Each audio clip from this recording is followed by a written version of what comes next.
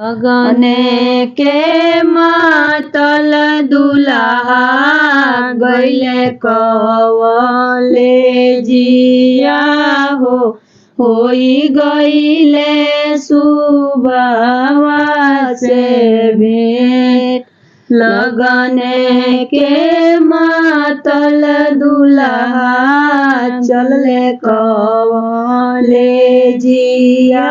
हो, होई गइले सुबहवा से भेंट। पढ़िया लिखिया दुल्हा घर के लौटले हो, होई गइले सुबहवा से भेंट। पढ़िया लिखिया दुल्हा घर के लौटले हो, होई गइले सुबहवा से भेंट। अपना के मांगे सुबहवा सोने के सिनोरवा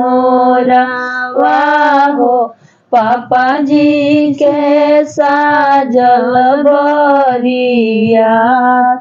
अपना के मांगे सुबहवा सोने के सिनोरवा हो, पापा जी के साजल बरियात। वहाँ से दुल्हा हो घर चलिया वेले, ओरिया तर बैठे मनवा मार। वहाँ से दुल्हा हो घर चलिया वेले, ओरिया तर बैठे मनवा मार। वहाँ से घर में से निकले लिया हो सोहागिनी, काहे बैठा बबुआ मनवा मार। घर में से निकले लिया हो सोहागिनी, काहे बैठा बाबू मनवा मार। घर में से निकले ली चाची सोहागिनी, काहे बैठे बाबू मनवा मार।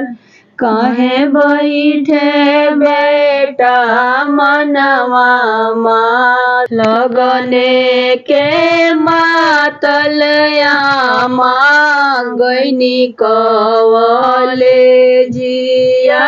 हो, होई गइले सुबहवा से भेंट। होई गइले सुबहवा से भेंट। लगने के मातल चाची गइनी कवलेजिया हो, होई गइले सुबहवा से भेंट। अपना के मांगे सुबहवा सोने के सिनोरवा हो, पापा जी के साजल बरियात। पापा जी से साजल बरियात। कुंडलिया घर से लइबो बेटा सोने के सिनोरवा हो, पापा तोहरे सजी है बरियात। पापा तोहरे सजी है बरियात। कुंडलिया घर से आइबो बेटा सोने के सिनोरवा हो, चाचा तोहरे सजी है बरियात, चाचा तोहरे सजी है बरियात। लगने के मातल दुल्हा गइले कॉलेजिया हो, होई गइले सुबावा से भेंट। लगने के मातल दुल्हा गइले कॉलेजिया